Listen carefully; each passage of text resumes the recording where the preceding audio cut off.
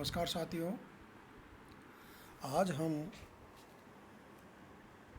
Macro economics यानी कि समष्टि अर्थशास्त्र का अध्ययन करेंगे। पिछली क्लास में अपने माइक्रो इकोनॉमिक्स का यानी कि व्यष्टि अर्थशास्त्र पर प्रकाश डाला था। आज अपन समष्टि अर्थशास्त्र पर प्रकाश डालेंगे। देखिए, अंग्रेजी में जो मैक्रो इकोनॉमिक्स शब्द है, उस शब्द में मैक्रो ग्रीक भाषा का शब्द है मैक्रोज से बना है, जिसका अर्थ होता है विशाल, लार्ज। तो समष्टि जो अर्थशास्त्र है उसमें यानी कि अपन जैसे कुल रोजगार है, राष्ट्रीय आय है, राष्ट्रीय बचत है, इन विशाल यानी कि आर्थिक जो इन क्रियाएं होती हैं उनका अध्ययन अपन करेंगे। अब इसकी परिभाषा पर प्रकाश डालेंगे। समष्टि अर्थशास्त्र आर्थिक विश्लेषण की वह शाखा है जिसमें संपूर्ण अर्थव्यवस्था से संबंधित विशाल आर्थिक क्रियाओं जैसे राष्ट्रीय आय, राष्ट्रीय बचत, राष्ट्रीय विनियोग, सामान्य कीमत स्तर, कुल रोजगार, कुल उत्पत्ति, मुद्रास्फीति, मुद्रा संकुचन, स्टैगफ्लेशन, आर्थिक विकास, राजकोषीय व मौद्रिक नीति, आर्थिक उतार चढ़ाव आदि का अध्ययन किया जाता है। अतः समष्टि अर्थशास्त्र को समग्र या सामूहिक अर्थशास्त्र के नाम से भी जाना जाता है, एग्रीगेट इकोनॉमिक्स के नाम से भी जाना जाता है, क्योंकि इसमें संपूर्ण आर्थिक व्यवस्था का अध्ययन सामूहिक रूप से किया जाता है। इसमें बैंकों, वित्तीय संस्थाओं तथा सरकारी संस्थाओं के आर्थिक कार्यकलापों का अध्ययन भी किया जाता है तथा मुद्रा, राजस्व व अंतर्राष्ट्रीय व्यापार के क्षेत्र में भी समष्टि अर्थशास्त्र का उपयोग किया जाता है। समष्टि अर्थशास्त्र अर्थव्यवस्था का विस्तृत अथवा समष्टि दर्शन प्रस्तुत करता है। साथ ही समष्टि आर्थिक विश्लेषण में हम इस बात का अध्ययन करते हैं कि राष्ट्रीय आय, कुल रोजगार का स्तर किस प्रकार निर्धारित होता है तथा राष्ट्रीय आय, उत्पादन तथा रोजगार में उच्चावचन किन कारणों से होते हैं, सामान्य मूल्य स्तर का निर्धारण कैसे होता है, अर्थव्यवस्था में कुल उपभोग, कुल बचत, कुल निवेश की राशि किन चरों के द्वारा निर्धारित होती है तथा इनमें किन कारणों से परिवर्तन होते हैं, इन सब का अध्ययन अपन समष्टि अर्थशास्त्र में करते हैं। इसमें मुद्रा की कुल पूर्ति में परिवर्तन होने पर सामान्य कीमत स्तर तथा कुल रोजगार एवं कुल उत्पादन पर क्या प्रभाव पड़ता है, अर्थव्यवस्था में कुल आर्थिक क्रियाओं के स्तर एवं इसमें विस्तार तथा संकुचन का निर्धारण कैसे होता है, आदि सभी का अध्ययन अपन यानी कि समष्टि अर्थशास्त्र में करते हैं। अब देखिए, इसको समष्टि अर्थशास्त्र में अपन किन किन सिद्धांतों का अध्ययन करते हैं उनको एक चार्ट द्वारा भी अपन को इनका एक्सप्लेन कर सकते हैं। तो समष्टि अर्थशास्त्र के जो सिद्धांत उसमें अपन ने यानी कि इनमें 4 भागों में डिवाइड किया है। पहला है आय व रोजगार का सिद्धांत। ठीक है, आय व रोजगार का सिद्धांत, इसमें 2 सिद्धांत होते हैं, उपभोग फलन का सिद्धांत और निवेश का सिद्धांत। और साथ ही इसमें यानी कि व्यापार चक्रों का जो सिद्धांत है या विश्लेषण है उसका भी अध्ययन करते हैं। दूसरा इसमें है आय व रोजगार के सिद्धांत के बाद में दूसरा है सामान्य कीमत स्तर का सिद्धांत, जिसमें अपन मुद्रास्फीति का सिद्धांत, मुद्रा संकुचन, अविस्फीति, स्टैगफ्लेशन आदि का अध्ययन करते हैं। आर्थिक विकास का सिद्धांत, इसमें आर्थिक विकास की दर में जो उतार चढ़ाव होते हैं उसका अध्ययन किया जाता है। वितरण का समष्टिगत सिद्धांत, यानी कि इसमें कुल राष्ट्रीय आय में मजदूरी तथा लाभों के सापेक्ष अंश का निर्धारण आदि का अध्ययन करते हैं। ये थी समष्टि अर्थशास्त्र के सिद्धांत। अब देखिए, अपन समष्टि अर्थशास्त्र के महत्व पर प्रकाश डालते हैं। समष्टि अर्थशास्त्र का जो महत्व है उस पर प्रकाश डालते हैं।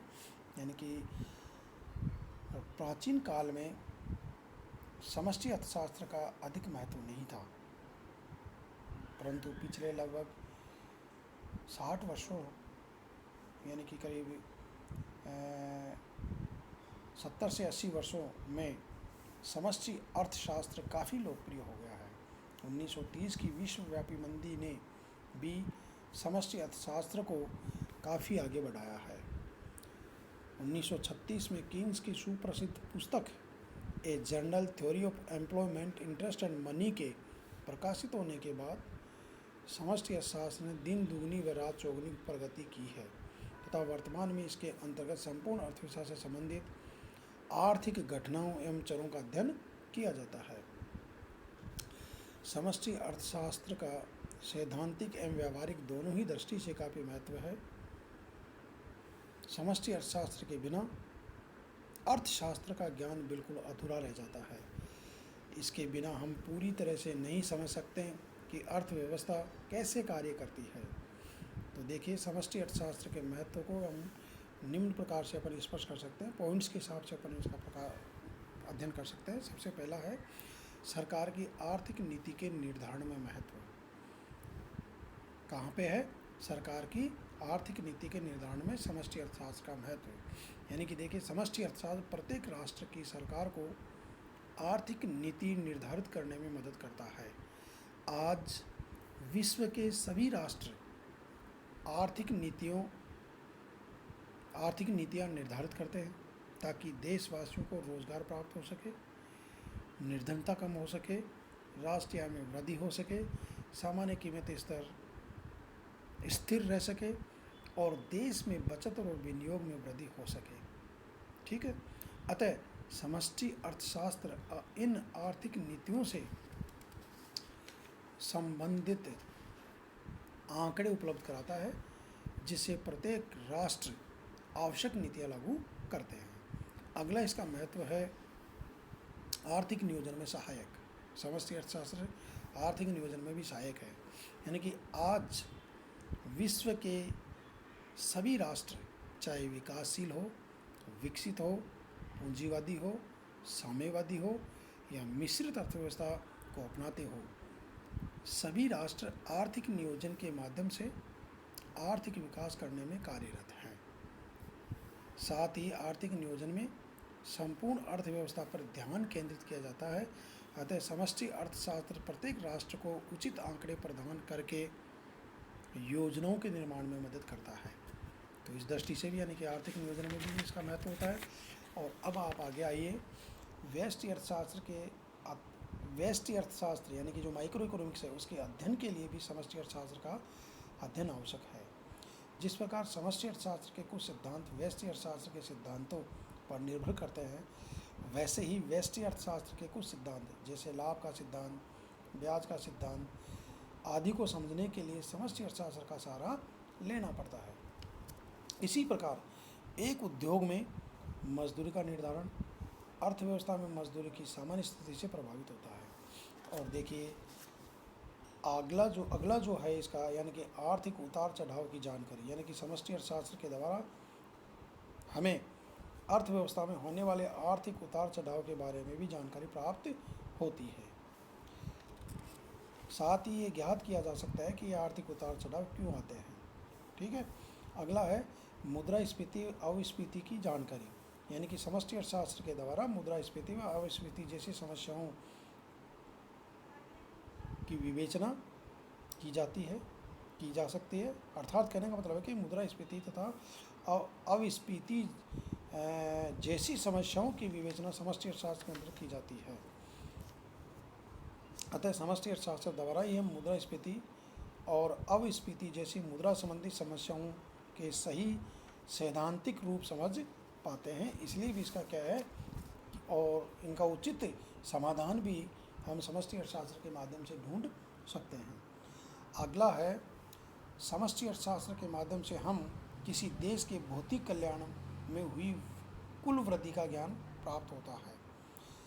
फिर आगे और भी इसका महत्व है, यानी कि ये राष्ट्रीय आय के विकास से संबंधित समस्याओं की भी विवेचना करता है। समष्टि आर्थिक विश्लेषण के अध्ययन द्वारा सैद्धांतिक दृष्टि से मुद्रा की तटस्थता जैसे विवादास्पद सैद्धांतिक विषयों पर प्रकाश डाला जा सकता है।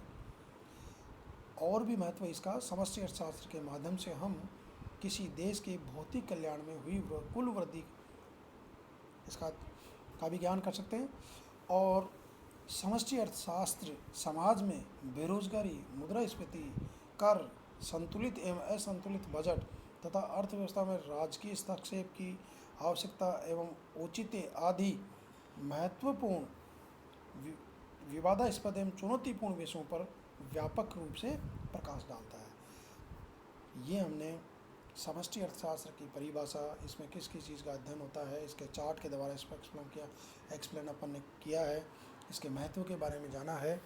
ये जो समष्टि अर्थशास्त्र है, ये जब आप सेकेंड ईयर में जाओगे तब आपके लिए इसकी पूरी किताब मिलेगी, पूरी बुक आएगी जिसमें इसका गहन अध्ययन किया जाएगा। धन्यवाद।